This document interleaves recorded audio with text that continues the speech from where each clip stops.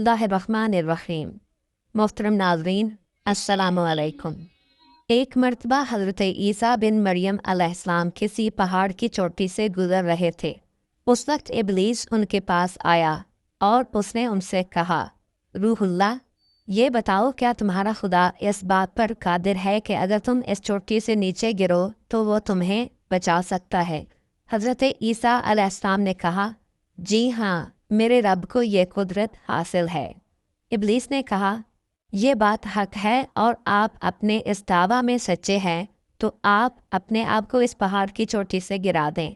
मैं देखता हूँ कि आपका रब आपको मरने से कैसे बचाता है। हज़रत ईसा अलैहिस्सलाम ने महसूस किया कि शैतान लईन उन्हें नाजायज़ वसवसा में मुब्तला करना चाहता है। उन्होंने उससे कहा, लईन, क्या तू चाहता है कि मैं अपने रब की आजमाइश करूँ? ये अलहदा बात है कि मुझे इस बात का यकीन है कि मेरा खुदा मेरी हिफाजत करेगा।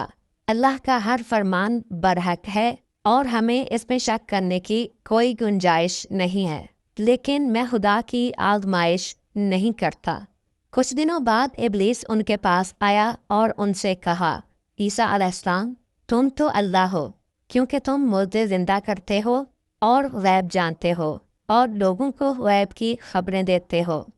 हज़रत ईसा अलैहिस्सलाम ने उसकी बात काटते हुए कहा, लईन, तू झूठ बकता है। मैं खुदा का मुस्तजाबुद दाअवात बंदा हूँ। अल्लाह मेरी दुआएं कबूल करता है और उसी के हुक्म से मुर्दे जिंदा होते हैं। और जहाँ तक गैब की बातों का ताल्लुक है तो खुदा मुझे गैब की इत्तला देता है, मैं लोगों को उसकी खबर देता हूँ। जब इब्लीस ने देखा कि ईसा अलैहिस्सलाम उसके जाल में फंसने पर आमादा नहीं है तो उसने चीख मारी और उनके सामने से भाग खड़ा हुआ। अबू नसर निशापुर का एक सुल्तान हो गुजरा है। एक मर्तबा वो लाओ लश्कर समेत अपने दारुल हुकूमत में दाखिल हो रहा था कि एक मकान से कारी की आवाज़ ने उसे चौंका दिया। अबू नसर कुरान सुनने के लिए रुक गया।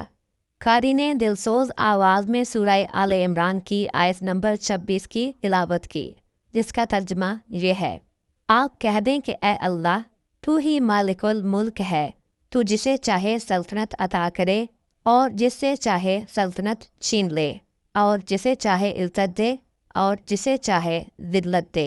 तमाम भलाई तेरे हाथ में है, बेशक तू हर चीज़ पर कुदरत रखता है। इस आयत मजीदा ने सुल्तान के दिल पर गहरा असर किया। वो ये आयत सुनकर कांप उठा, घोड़े से उतरा और रुकू किया, फिर सजदा बुझा लाया। कुछ अरसा बाद उस कारी की वफात हो गई। उसके एक दोस्त ने ख्वाब में कारी को देखा कि खुदा ने उसे जन्नत में अजीम मुकाम अता किया है। उसने कारी से पूछा कि तुझे ये मुकाम किस वजह से नसीब हुआ है? कारी ने जवाब दिया, मैं तो एक बदकार और गुनाहगार इंसान था। मेरे नामाए आवाल में कोई ख़ास नेकियां नहीं थीं, मगर इसके बावजूद खुदा ने मुझ पर खुसूसी करम किया और मुझे ये मुकाम अता किया। और खुदा ने मुझसे फरमाया, तूने दुनिया में एक सुल्तान को हमारी अजमत याद दिलाई थी, उसकी वजह से हम आज तुझ पर रहम कर रहे हैं और तुझे बुलंद मकाम अता करते हैं। जी हाँ, अल्लाह ताला का फरमान है, फ़ज़्कुरूनी अज़्कुरकुम, तुम मुझे याद करो, मैं तुम्हें याद करूँगा। पुराने ज़माना में अंताकिया एक बहुत बड़ा शहर था। ये शहर एशियाई कोचक में वाक़ था। इस शहर की लंबाई 12 मील थी और इसमें इंसानों की एक भारी तादाद क़यामतज़ीर थी। अंताकिया शहर के लोग गुमराह और जालिम थे। वो सितारों और बुतों की पूजा करते थे। अल्लाह ताला ने उनकी रुश्तो हिदायत के लिए उनके पास 2 नबी भेजे। अहले शहर ने उनकी तकदीब की तो उनकी तकवियत के लिए तीसरे रसूल को वहाँ भेजा गया। चुनाचे तीनों अंबिया ने लोगों को खुदा के रास्ता की दावत दी और शहर के गोशा गोशा में उन्होंने तबलीग दीन की, लोगों को तौहीद की दावत दी, माआद और यौम क़यामत से आगाह किया और उन्हें अज़ाब खुदाबंदी से खबरदार किया। अहले शहर बड़े बदबख्त थे। 3 अंबिया की मुश्तरका तबलीगी कोशिशों का उन पर कोई ख़ास असर न हुआ और पूरे शहर में सिर्फ 40 अफराद ने ही दावत हक को कबूल किया। शहर के दूसरे लोगों ने तीनों अंबिया और उनके पैरोकारों को पकड़कर उन्हें सख्त अज़ियतें दीं اور ظلم کی انتہا یہ کی گئی کہ ان مظلوموں کی گردن میں سوراخ کر کے اس میں رسیاں ڈال دی گئیں، اور شہر کے ظالم لوگ رقص بسمل سے لطف اندوز ہوئے۔ اس شہر میں ایک مرد مومن رہتا تھا جس کا نام حبیب النجار تھا۔ وہ ان انبیاء پر ایمان لایا تھا، لیکن وہ اپنے ایمان کو مخفی رکھتا تھا۔ وہ شہر میں بڑھئی کا کام کرتا تھا۔ اسے جو مزدوری ملتی تھی وہ اس کو 2 حصوں میں تقسیم کرتا تھا۔ ایک حصہ اپنے اہل خانہ کو کھلاتا تھا اور دوسرا حصہ غرباء و مساکین میں تقسیم کرتا تھا۔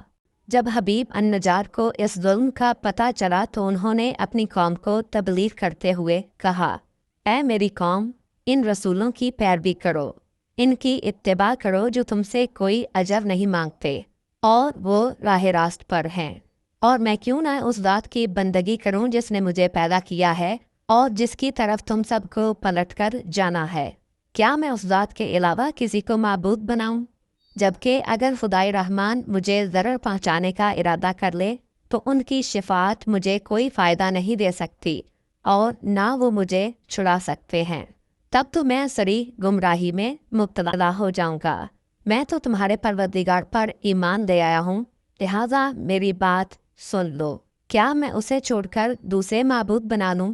حالانکہ اگر خدائے رحمان مجھے کوئی نقصان پہنچانا چاہے تو نہ ان کی شفاعت میرے کسی کام آ سکتی ہے اور نہ وہ مجھے چھڑا ہی سکتے ہیں۔ اگر میں ایسا کروں تو میں وعدے گمراہی میں مبتلا ہو جاؤں گا۔ میں تمہارے رب پر ایمان لے آیا، تم بھی میری بات مان لو۔ لیکن ظالم لوگوں نے ان کی بات پر کان نہ دھرے اور ان کی نصیحت سن کر خواب غفلت سے بیدار نہ ہوئے، بلکہ ظالم درندے یکدم اس پر ٹوٹ پڑے اور بیچارے کو اتنا مارا کہ اس کی آنتیں باہر نکل آئیں۔ پھر اس کا گلا دبا کر قتل کر دیا اور لاشا کو ایک کنویں میں ڈال کر اس میں مٹی ڈال دی گئی اور وہ کنواں اس کا مدفن بن گیا۔ بعض روایات کے مطابق ظالموں نے اسے پکڑ کر آری سے 2 حصوں میں تقسیم کیا تھا۔ ایک اور روایت میں مذکور ہے کہ لوگوں نے اس کی گردن میں سوراخ کیا اور اس میں رسی ڈالی اور پھر اسے صلیب پر چڑھا دیا، جہاں اس کی موت واقع ہوئی۔ حبیب النجار کو موت سے قبل انبیاء دکھائی دیے تو اس نے یہ آخری الفاظ کہے، میں تمہارے رب پر ایمان لایا ہوں، میرے گواہ رہنا۔ اس کے بعد اس کی روح قبض عنصری سے پرواز کر گئی۔ اللہ تعالیٰ نے اس کی قربانی کو قبول کیا اور اسے عظیم ثواب دیا۔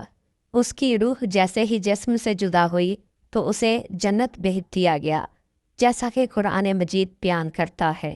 حبیب النجار کو نیک انجام مبارک ہو۔